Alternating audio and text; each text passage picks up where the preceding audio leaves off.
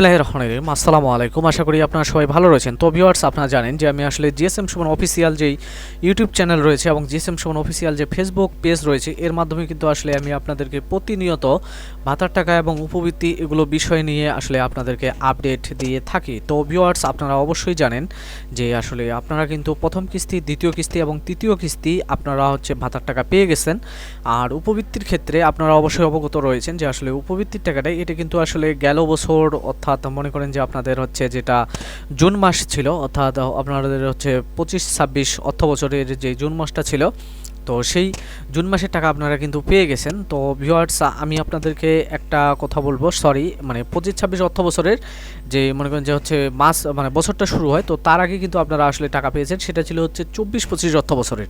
তো এখন কিন্তু হচ্ছে যে 25-26 অর্থ বছর চলতেছে। তো 25-26 অর্থ বছর চললেও এখন পর্যন্ত আপনারা কিন্তু আসলে আপনাদের 25-26 যে অর্থ বছরটি রয়েছে এই অর্থ বছরের আসলে প্রথম কিস্তিটি এটা কিন্তু আসলে ডিসেম্বর মাসে দেওয়ার কথা থাকলেও এটা কিন্তু আসলে আপনারা জানুয়ারি, ফেব্রুয়ারি, বর্তমানে মার্চ মাস পর্যন্ত পাচ্ছেন না। এবং হচ্ছে আপনাদেরকে আরেকটা কথা বলতে চাই, সেটা হচ্ছে যে আপনারা কিন্তু আসলে এপ্রিল মাসেও কিন্তু আপনাদের যে উপবৃত্তির টাকাটা রয়েছে সেটা পাওয়ার কোনো প্রকার কোনো সম্ভাবনা নেই। তো ভিউয়ার্স, আপনাদের জন্য একটা সুখবর রয়েছে, সেটা হচ্ছে যে আসলে উপবৃত্তির টাকাটা আপনারা কবে পাবেন সেটা আমি আমার এই ভিডিওতে বলবো। তো তার আগে অবশ্যই আপনারা যারা অর্থাৎ স্টুডেন্ট রয়েছেন, আমার চ্যানেলে দীর্ঘদিন ধরে ভিডিও দেখেন বা নতুন দেখতে এসেছেন, তাদের প্রতি বিশেষ অনুরোধ, যারা এখন পর্যন্ত চ্যানেলটা সাবস্ক্রাইব করেননি তারা অবশ্যই সাবস্ক্রাইব করে পাশে থাকা বেল আইকনটি বাজিয়ে রাখবেন। এবং ভিউয়ার্স, সেই সাথে আমি আপনাদেরকে একটা বিষয় এখানে বলেছি যে আসলে ভাতা ও উপবৃত্তি নিয়ে আসলে জরুরি নির্দেশনা। তো ভিউয়ার্স, আপনারা জানেন যে আসলে ভাতার টাকা এবং আসলে উপবৃত্তির টাকা যে দেয় এটা কিন্তু আসলে একটা জরুরি কিছু নির্দেশনা দেওয়া হয়েছে। তো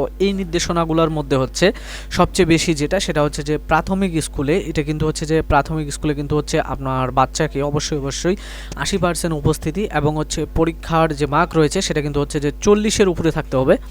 আর আপনি যদি হচ্ছে হাই স্কুল অথবা মনে করেন যে আপনার হচ্ছে কলেজ লেভেলের, অর্থাৎ মনে করেন যে একাদশ বা দ্বাদশ শ্রেণীর হয়ে থাকেন, তাহলে কিন্তু আপনার ক্ষেত্রে বিষয়টা আরেকটু কঠিন। সেটা হচ্ছে যে আপনার উপস্থিতি থাকতে হবে হচ্ছে 75% এবং আপনার কিন্তু হচ্ছে যেই সকল পরীক্ষাগুলো হবে পরীক্ষায় কিন্তু অবশ্যই আপনার মার্ক হওয়ার লাগবে সর্বনিম্ন হচ্ছে 45। তো যদি এই দুইটি বিষয় আপনারা যদি ঠিক রাখেন, অর্থাৎ উপস্থিতি এবং পরীক্ষার মার্ক, এই দুইটি বিষয়ে ঠিক রাখলে অবশ্যই আপনারা কিন্তু একবারে হ্যাসেল ফ্রিভাবে উপবৃত্তি পাবেন। আর উপবৃত্তির টাকাটা কবে দেওয়া হবে সেটা অবশ্যই আমি আমার এই ভিডিওতে বলবো।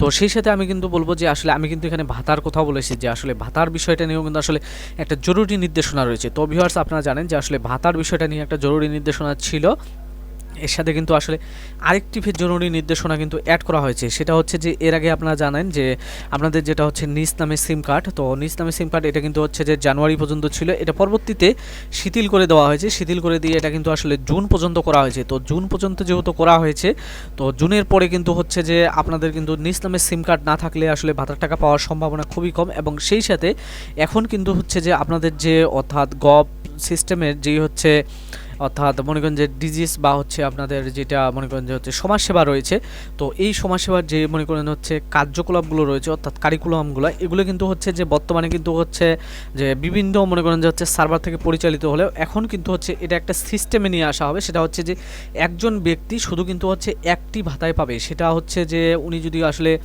ধরেন একজন মহিলার বয়স মনে করেন যে হচ্ছে আপনার 65 বছর, তো উনি কিন্তু আসলে প্রথমে কিন্তু হচ্ছে আপনার বয়স্ক ভাতা আবেদন করেছে।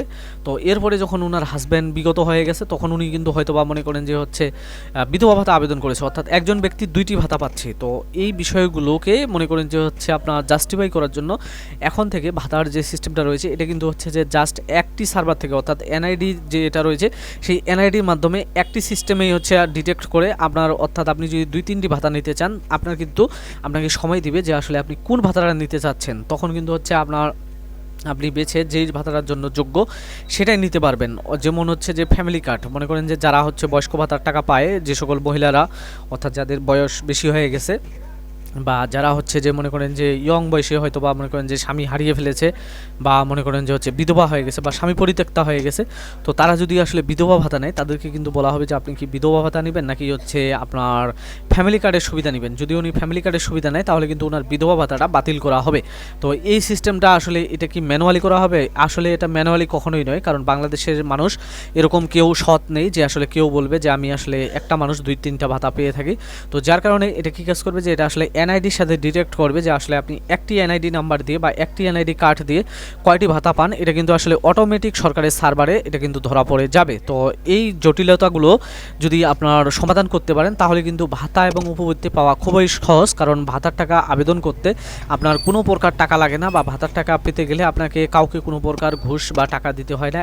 সেরকম উপবৃত্তি আপনি যদি মনে করেন যে হচ্ছে স্কুলে 75% উপস্থিতি, অর্থাৎ হাই স্কুলে 75% উপস্থিতি এবং পরীক্ষার খাতায় আপনার মার্ক যদি 45-এর উপর থাকে, তাহলে অবশ্যই যেহেতু উপবৃত্তি এখন 100% করা হয়েছে, তো সেক্ষেত্রে আপনি কিন্তু উপবৃত্তি পাবেন। তো ভিউয়ার্স, আপনারা অবশ্যই বুঝতে পারছেন যে আসলে আমি উপবৃত্তি এবং ভাতা নিয়ে যে জরুরি নির্দেশনা ছিল সেটা বলে দিলাম। আর আপনারা যারা উপবৃত্তির জন্য ওয়েট করতেছেন তাদেরকে বলবো যে আপনাদের উপবৃত্তি কিন্তু হচ্ছে যে এপ্রিল মাসে দেওয়ার কোনো সুযোগ নেই, তবে যেহেতু মে মাসে মনে করেন যে হচ্ছে আপনার কুরবানির ঈদ রয়েছে, তো কুরবানির ঈদের আগে হয়তো বা আপনাদের উপবৃত্তিটা দেওয়া হতে পারে। তবে তারপরেও আমি আসলে বিশেষ করে একটা ভালো করে ভিডিও তৈরি করব আরও অনেক জেনে শুনে যে আসলে আপনাদের উপবৃত্তিটা কি মে মাসে দেওয়া হবে নাকি আসলে জুন মাসে দেওয়া হবে। তো ভিউয়ার্স, আশা করি যে আপনারা যারা আমার ভিডিওটা দেখেছেন তারা অবশ্যই তাদের নিজস্ব ফেসবুকে শেয়ার করবেন, এবং যারা ভিডিওতে লাইক করেছেন তাদেরকে অসংখ্য ধন্যবাদ। আর যদি না করে থাকেন তাহলে অবশ্যই লাইক করুন, আর যারা সাবস্ক্রাইব করেননি তারা অবশ্যই চ্যানেলে সাবস্ক্রাইব করেন।